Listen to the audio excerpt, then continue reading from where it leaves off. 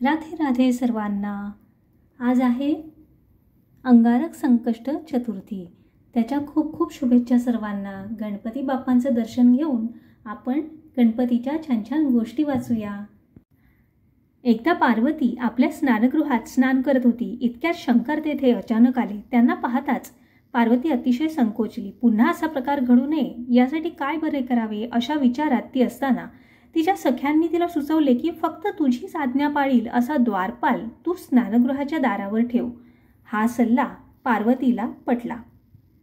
मग पार्वतीने आपल्या अंगाला लावलेल्या उटण्यापासून अंगच्या मळीपासून एक मूर्ती तयार केली आणि आपल्या मंत्रसामर्थ्याने ती मूर्ती सजीव केली। त्याला आपले द्वारपाल नेमले व आपल्या आज्ञेशिवाय कोणासही स्नानगृहात प्रवेश देऊ नये असे बजावून स्नानगृहाच्या दारावर उभे केले। पार्वतीच्या आज्ञेप्रमाणे हा द्वारपाल द्वारावर उभा राहून जो येईल त्याला अडवू लागला। एकदा साक्षात शंकरच द्वारावर आले आणि आत जाण्यासाठी या छोट्या द्वारपालाची अनेक आर्जवे करू लागले, परंतु तो काही शंकरांच्या विनंती आर्जवांना बदला नाही।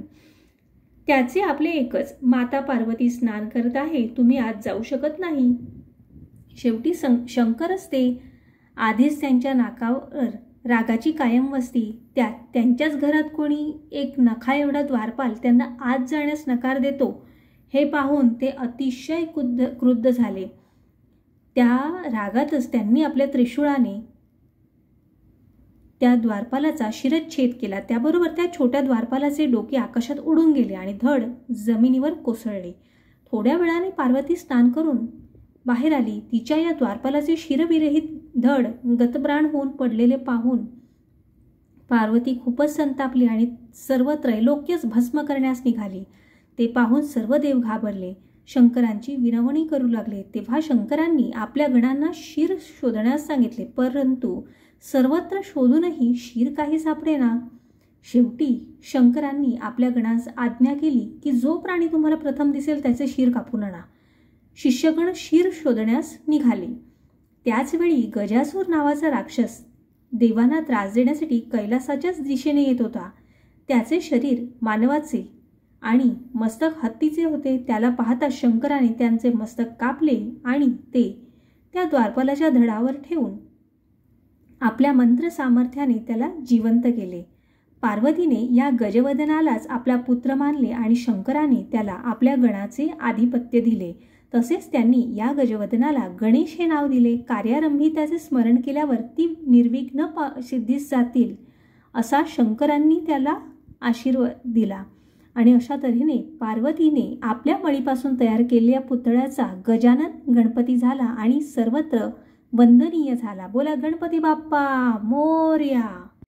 आता गणपतीला दुर्वा कशा प्रिय झाल्या ते पाहू। एकदा यमाच्या नगरात खूप मोठा उत्सव चालू होता। त्या उत्सवात अनेक अप्सरा नृत्यांगना नृत्य करीत होतात। त्या उत्सवात तिलोत्तम नृत्य करीत असता तिच्या सौंदर्यावर यम मोहित झाला आणि त्यामुळे अनलासूर या नावाचा भयंकर अक्राळ विक्राळ राक्षस निर्माण झाला। अनलासूर जिथे जाई तिथे अग्नी निर्माण करून सर्व भस्म होई असा भयंकर राक्षस देवांच्या मागे लागला। त्यामुळे घाबरलेल्या देवांनी श्री गणेशांची आराधना सुरू केली। तेव्हा श्री गणेश बालरूपात तेथे प्रकट झाले आणि त्यांनी सर्व देवांना अनलासुराचा वध करण्याचे आश्वासन दिले। तेवढ्यात दशदिशा भस्म करत अनलासूर तिथे आला। त्याला तिथे पाहून सर्व देव घाबरून सैरावैरा पळत सुटले, पण बालरूपातले श्री गणेश तिथेच उभे राहिले। ते पाहून अनलासूर त्यांना गिळायला पुढे झाला, पण बालगजाननानेच त्यांना गिळून टाकले।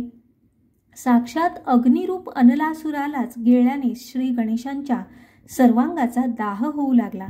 तो जमिनीवर गडाबडा लोळू लागला। त्यावेळी सर्व देव तेथे आले। गणेशांच्या सर्वांगाचा दाह होत असलेला पाहून ते विविध उपाय करू लागले।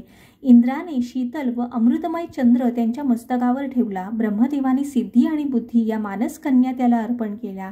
विष्णूंनी आपल्या हातातील थंडगार कमळ दिले। वरुणाने थंडगार जलाचा अभिषेक केला। शंकरांनी आपला शेष गणेशांच्या पोटाभोवती बांधला। सारे उपाय झाले, पण तरीही दाह शांत होईना। तेव्हा 88 सहस्त्र मुनींनी प्रत्येकी 21 अशा हिरव्यागार दुर्वा गजाननांच्या मस्तकावर वाहिल्या। तेव्हा गजाननाच्या अंगाचा दाह कमी झाला। त्यामुळेच गणपती प्रसन्न झाले आणि म्हणाले, अनेकविध उपायांनी सुद्धा माझ्या अंगाचा दाह कमी झाला नाही. दुर्वांनी मात्र माझ्या अंगाचा दाह कमी झाला. म्हणून यापुढे मला दुर्वा अर्पण करणाऱ्यास हजारो यज्ञ, व्रते, दान व तीर्थयात्रा केल्याचे पुण्य मिळेल. तेव्हापासून अनलासुराचा प्रशम केला म्हणून गजाननाला कालानल प्रशमन असे नाव प्राप्त झाले. सर्व देवांनी त्या ठिकाणी एक सुंदर देवालय निर्माण करून त्यामध्ये गजानन मूर्तीची स्थापना केली आणि त्याला विघ्नहर असे नाव दिले. बोला गणपती बाप्पा मोरया.